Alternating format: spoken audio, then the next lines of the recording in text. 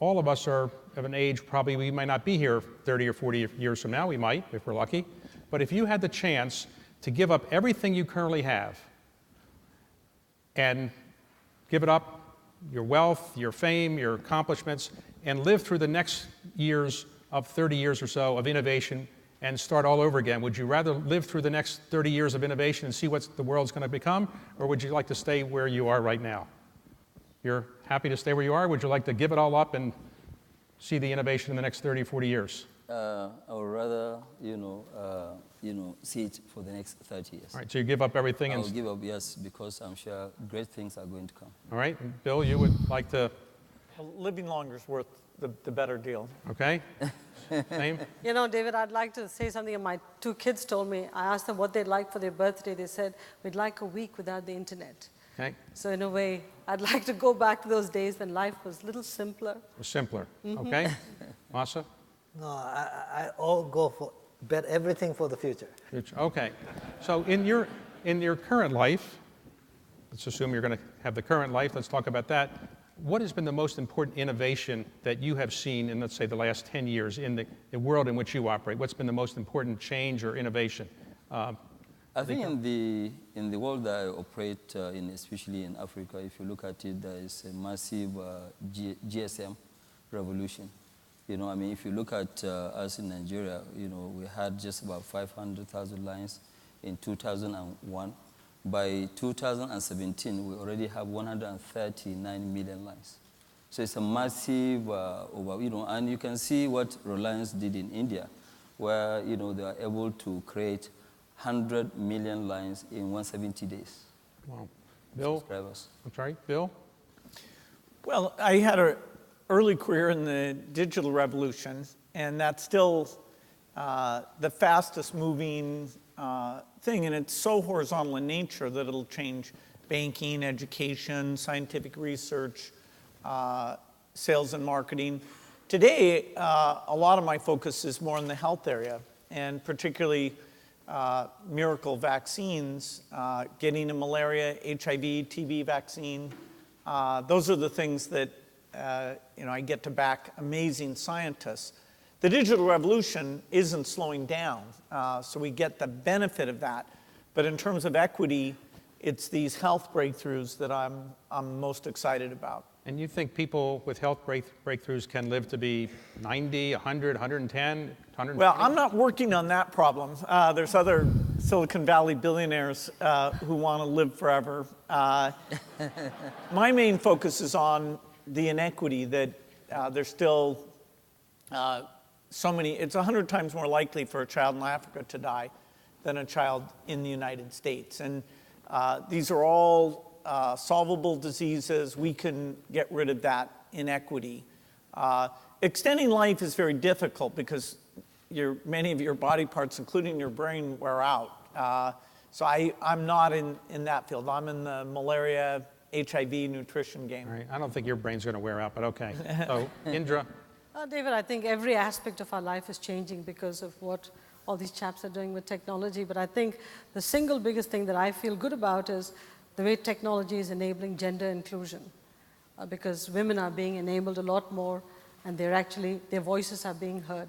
And I hope that progresses going into the future. Well, let me ask about that. You have done two things in your career that were very innovative. One, you were an immigrant to the United States and became the CEO of one of the most important companies in the United States and the world, but you're also a woman.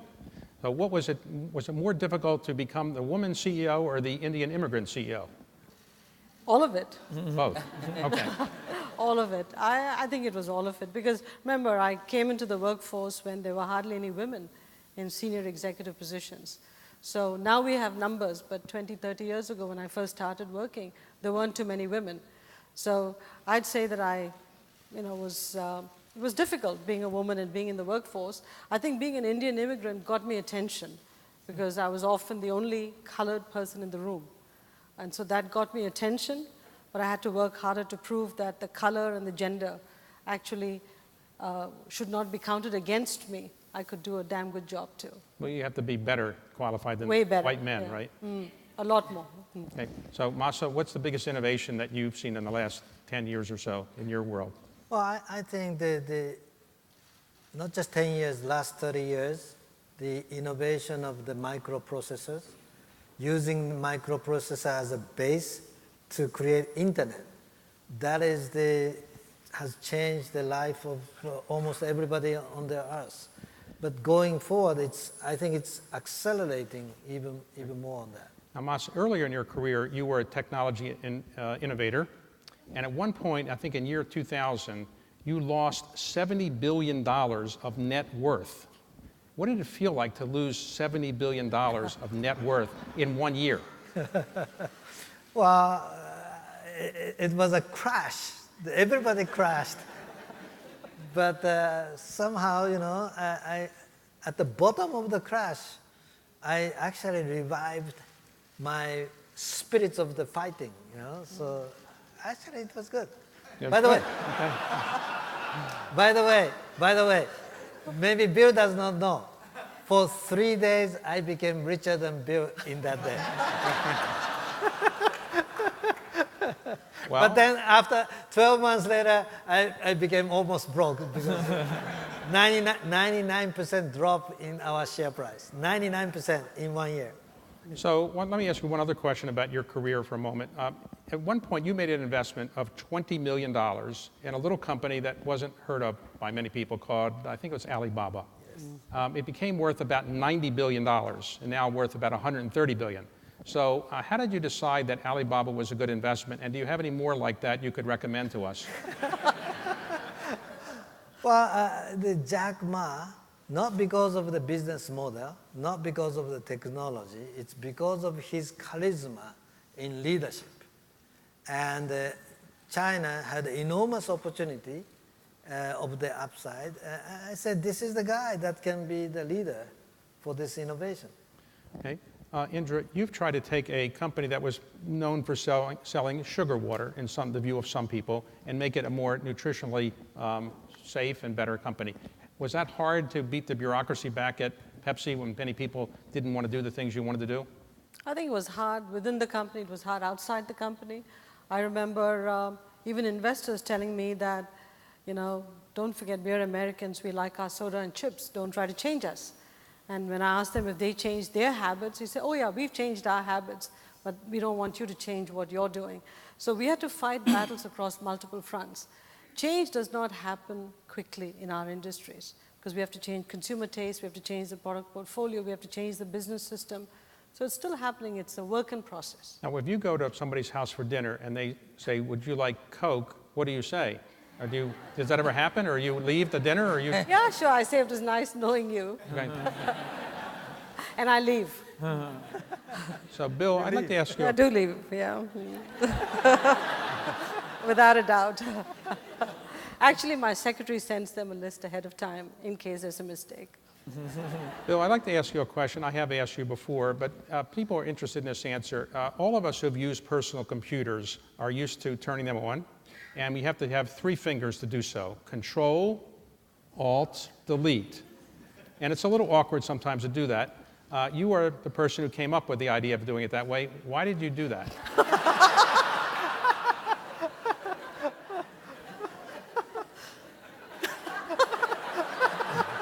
Yeah, the IBM PC hardware keyboard only had one way that it could get a guaranteed interrupt generated. So, clearly the people involved, they should have put another key on in order to make that work. A lot of machines nowadays do have that as a, more obvious function. But no regrets about doing it that way? It worked out okay? Well, I'm not sure you can go back and change small things in your life without putting the other things at risk. Sure, if I can make one small edit, I'd make that a single key operation. Now, by the way, you dropped out of college. Do you think had you gotten your college degree, your life would have been better off? Well, at the time, it felt like there was a huge sense of urgency that obviously the microprocessor was revolutionary in writing software for it.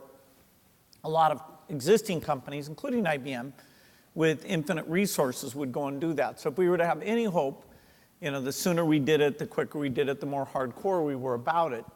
And so I didn't want to waste a day. And in my 20s, I worked weekends. I didn't believe in vacation. We had to move at high speed because eventually IBM did come in and do OS2 and compete with us. And lots of companies came along later. Of the companies that were formed in that period, we were really the sole survivor. Oracle did another type of software. They're about our vintage as a software company. But those are the only two companies that really survived out of that era. Us, because we were a broad product company, we did platforms, we were very international. So it would have been hard to hold me back. Once I saw that opportunity, Harvard, which I loved, was a very relaxed thing where you would sort of sit in classes and stay up all night and talk to people. It didn't have that same intensity. So I really, once I saw the opportunity, I was going to leave. And your parents, what did they say? They were saying, hey, we were paying your tuition. What does this mean? And I said, well, I'm on leave, which is true. I could have gone back. Harvard's very generous about that. I mean, eventually the course catalog sort of changes on you and you're a little too old for it. But they weren't sure if it would succeed or not, so they thought maybe I'd head back. But because I was single and just maniacal in those days, it was a perfect thing for me. And final question, now you're innovating in a number of areas, but one of them is energy. You've started a fund, and it's to invest in energy innovation. Why have you picked that area? Well, energy is a case where we have a real danger that even though innovation is fantastic, it proceeds at different paces in different industries. And education, it proceeds very slowly for a variety of structural reasons. Energy, there really is no incentive because a new type of power plant is going to take decades to prove. Your patents will be expired. The regulatory commissions don't want to take the risk of a new type of power plant. We've seen with what's gone on with nuclear, how tough that's been. And so because of climate change, and because Africa actually has less electricity today per person than it had 10 years ago, because the population growth has exceeded the electrical generation capacity increase, we have a huge problem. We need low-cost, clean energy. And so I do think that for those who can spare capital, that's risky capital, that joining in on this is a great thing. Masa was the one who got us over the top on our fund commitment. Thank you again. Yes. You made a phone call. I had to do that. And, is it easy to say no to Bill? I guess not, right? No. I respect Bill so much. I never say no to him. Okay. All right. So you have that fund and you're now investing it, right? Yeah. It's about $1 billion, and we spent the last year hiring the team. Now we've got an incredible team, some people that you know, and really excited about what they'll be able to do. And so it's about a 15 to 20 year time period, a little longer than you'd have in, say, biology or digital investment, because just proving out plants at scale is very hard. Now, Aliko, rightly or wrongly, many people think innovation is based in Silicon Valley or maybe in Seattle area or maybe in Japan or in China, but they don't think of Africa as a place for a lot of innovation. Is that unfair? And do you think there are a lot of African entrepreneurs who in the next 10 years will really change the face of Africa? Well, I think there are quite a lot of entrepreneurs in Africa that can, which they have invested in the last 10 years. And they're also ready and willing to invest going forward. It is unfair to say that, yes, there's actually nothing is happening in Africa. Because, for example, we have a locally designed biometric data, which was actually created by, for example, a local company. Let me give you a small story. We have about 1 million people. Dangote Foundation wanted to target 1 million women in various local government. Local government are the ones that you call counties here. And we go to every local government, we meet up 1,000 women, and we give them a grant, free grant, to improve on their lives so that they can increase on their capital and see. So at the beginning, we had it done manually, where, once we give them the money, we're even taking a risk doing that with commercial banks, taking the money all the way to be giving them in cash. But later on, a local company designed the biometric data, where now we registered all of them. We use the banking mobile system to pay the money. And we also register all of them. All of them, they are now on our data. Out of the 1 million, because it was going very slow, lack of data and all this, and so now we have reached 300,000, and we believe in the next 2 years we'll be able to complete the remaining 700,000. But with that, we're able to now go back to these same people and find out, okay, fine, this money that we gave them, has it really changed their lives? Right. Which it did. Okay. And the same thing that, on our joint partnership with Bill in terms of fighting polio, okay? Because what happened was that before, we just had the mapping done manually by hand, and we normally send, vaccinators to go out there. They will now say, yes, we have vaccinated 7 million children. But then we keep on seeing the cases of polio going up until when we use the GIS mapping, okay? And now we give these vaccinators a mobile to take with them with a chip, which means it will show us where and where they've been to. And when they come back, we know whether they have actually been there to vaccinate this same, because they have trackers on them. I see. So, Bill, let me ask you about, you've been involved in trying to beat back malaria. What's the argument against killing all mosquitoes? Why don't we just eliminate all mosquitoes, which I think we have the capability of doing, and that would eliminate malaria. What's the argument against that? Malaria is only killed by a type of mosquito called an anopheline, which is like 1 out of 1,000 mosquitoes.